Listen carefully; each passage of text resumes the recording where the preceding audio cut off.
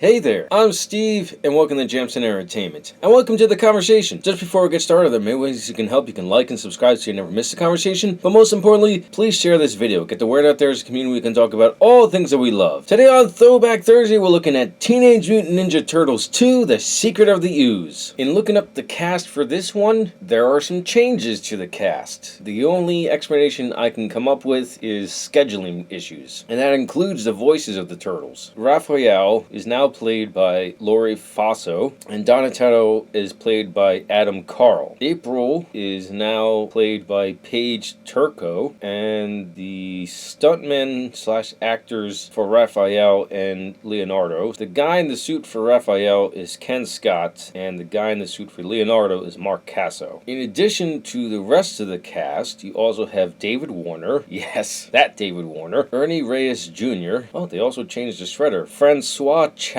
Mark Ginther, Kurt Bryant, Kevin Nash, and Vanilla Ice. I don't know why, but for some reason, this film, and especially the third film, ramp up the camp. There's some camp in the first one, but it's grounded in reality as much as it possibly can with giant turtles and a giant rat. The mission of the Foot Clan is still ambiguous except for the fact somehow the Shredder is back. So, spoilers for the end, Shredder falls into a dumpster and gets compacted by Casey Jones. He somehow survives that and comes back, and all he wants is revenge. They're still just stealing stuff for reasons.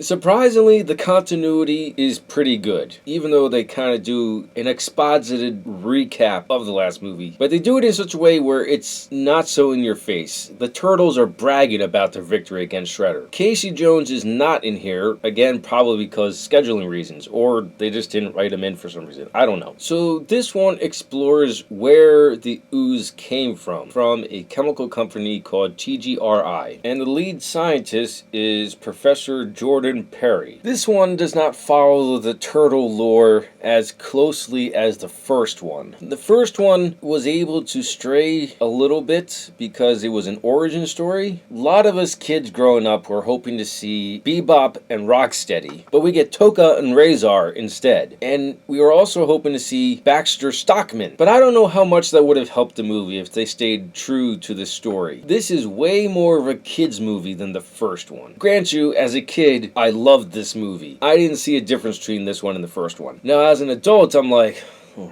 it still is enjoyable to watch, but everything goes down a few notches. The fight choreography is nowhere near as good as the first one. You have tons of Foot Clan just standing around, and there's a lot of one-on-one between them and the Turtles, or sometimes two, and they're just there to get hit. Just painfully obvious that it's choreographed, and that's really unfortunate. And also, the budget for this is not what it was. The Shredder comes back, and his armor is so clearly foam. You could kind of tell it was aluminum in the last one, but it still looked really cool. This one is like, I could have made this Shredder outfit. I think the most fun scene in here is still the first time the Turtles appear on screen. You're introduced to a new character, Kino. He's a pizza delivery boy, and on his way to deliver pizza, he notices these vans loaded up with electronics, and he runs into the uninitiated Foot Clan because they're only wearing pantyhose over their head. And one of them, dumb enough to reveal who they are, probably because they figure they're going to take this guy out no problem. But Kino is a martial artist. He's basically a fifth turtle in this one. Kinda. They keep on doing the whole, no, you're too young for this, kid. What makes this scene fun is that the Turtles really use the environment to their advantage. One of them that still gets me. Do you remember those giant balloon things that had a weighted bottom and they would bob in any direction that you push them and they would just go back to center because they're weighted at the bottom? Donnie notices this thing and he decides to pretend to be one. It's just funny. But the puns. Oh my god, the puns. Normally, I'm one for lame puns, but when there's so many loaded into one scene and then just throughout the entire movie, it's like half the Turtles' dialogue is horrible puns. It's just facepalm worthy. The suits are still amazing, and when you see Toka and Razor, those are really impressive. Not nearly as impressive as the Ninja Turtles, but it's still pretty good. And they try to make them funny by being these big scary monsters, but they have the brain of a toddler. And even Shredder points it out. They're